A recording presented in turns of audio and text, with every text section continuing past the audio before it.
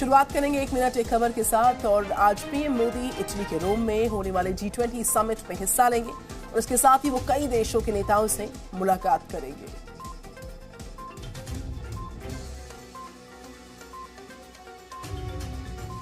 Italy और Britain के 5 दिन के दौरे पर गए प्रधानमंत्री मोदी आज दूसरे दिन कई कार्यक्रमों में हिस्सा लेंगे। प्रधानमंत्री मोदी आज सबसे पहले ईसाई धर्म के सर्वोच्च नेता पोप फ्रांसिस से मुलाकात करेंगे। ये मुलाकात दोपहर करीब 12 बजे होगी। इसके बाद दोपहर करीब 3:15 बजे G20 के पहले सेशन की शुरुआत होगी। इस सेशन में वैश्विक अर्थव्यवस्था और वैश्विक स्वास्थ्य पर चर्चा होगी। करीब 5:30 बजे सभी देशों के साथ द्विपक्षीय बैठक शुरू होगी, जिसमें प्रधानमंत्री पहले फ्रांस के राष्ट्रपति इमैनुअल मैक्रों से मिलेंगे। उनकी दूसरी बैठक इंडोनेशिया के राष्ट्रपति जोको विडोडो से होगी। इसके बाद वो सिंगापुर के प्रधानमंत्री ली सीन लुंग से मुलाकात करेंगे। रात करीब 10:30 बजे G20 नेताओं के लिए होने वाले सांस्कृतिक कार्यक्रम में हिस्सा लेंगे। इससे पहले प्रधानमंत्री ने शुक्रवार को रोम में महात्मा गांधी की प्रतिमा पर फूल चढ़ाए। यहाँ संस्कृति के श्लोकों के साथ भारतीय समुदाय के लोगों ने उनका स्वागत किया। देश के अलग अलग राज्यों में कई विधानसभा और कई संसदीय सीट्स पर उपचुनावों के लिए वोट डाले जाएंगे। एक रिपोर्ट।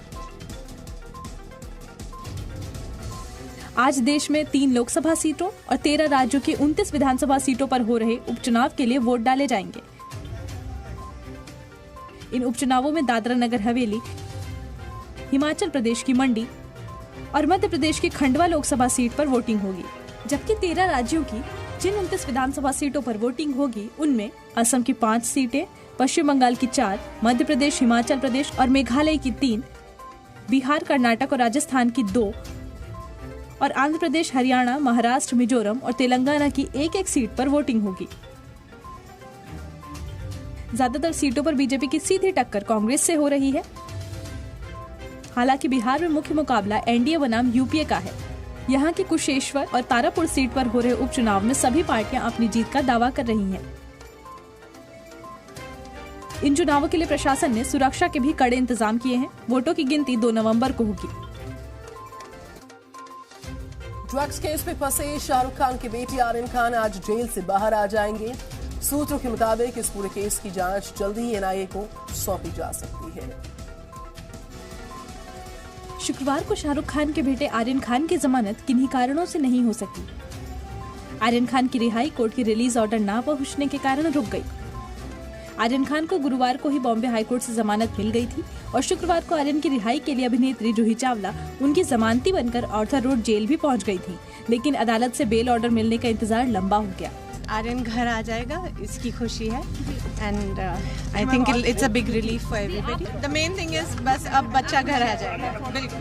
आर्यन खान की रिहाई भले ही ना हो पाई हो, लेकिन उनके घर पर इसकी खुशी दिखाई दी। उधर आर्यन खान ड्रग्स केस की जांच में कथित इंटरनेशनल ड्रग रैकेट के तारों के चलते अब इस मामले की जांच एनआईए को सौंपी जा सकती है। गुजरात मुंद्रा पोर्ट पर बरामद हुई ड्रग मामले की जांच भी इसीलिए एनआईए को सौंपी गई थी। सूत्रों के मुताबिक एनआईए की टीम मुंबई एनसीबी दफ्तर पहुंच चुकी थी। एनआईए और एनसीबी के अधिकारियों के बीच बैठक भी हुई, जिसमें एनआईए ने जानने की कोशिश की कि इस केस में कोई नार्को टेरर एंगल तो नहीं है। लेकिन इसी ड्रग्स केस में एनसीपी नेता नवाब मलिक एनसीबी पर लगातार हमलावर हैं। एक के बाद एक कई सारे आरोप लगा चुके हैं नवाब मलिक। शुक्रवार को एनसीपी नेता और महाराष्ट्र सरकार के मंत्री नवाब मलिक ने ड्रग्स केस को लेकर एनसीबी पर एक बार फिर हमला बोला। नवाब मलिक ने आरोप लगाया कि समीर वानखेड़े ने बड़े पैमाने पर वसूली की है। वानखेड़े साहब, ये दाढ़ी वाला कौन है? इस दाढ़ी वाले को आपने क्यों नहीं पूछा? इसकी गिरफ्तारी क्यों नहीं हुई? नवाब मलिक ने कहा कि हमें नींद भी नहीं आ रही है और हम कई लोगों की नींद भी उड़ा रहे हैं। उधर एनसीबी के जोनल डायरेक्टर समीर वानखेड़े पर लगे आरोपों की जांच कर रही टीम ने अब तक 5 अधिकारियों और 3 अन्य लोगों के बयान दर्ज कर लिए हैं। हमने कमिश्नर ऑफ पुलिस से भी प्रार्थना की है कि वो हमें मदद करें, क्योंकि मीडिया में ऐसी रिपोर्ट आ रही थी कि पुलिस के वो संपर्क में हैं और कुछ उनका एग्जामिनेशन चल रहा है। एनसीबी के डीडीजी ज्ञानेश्वर सिंह ने कहा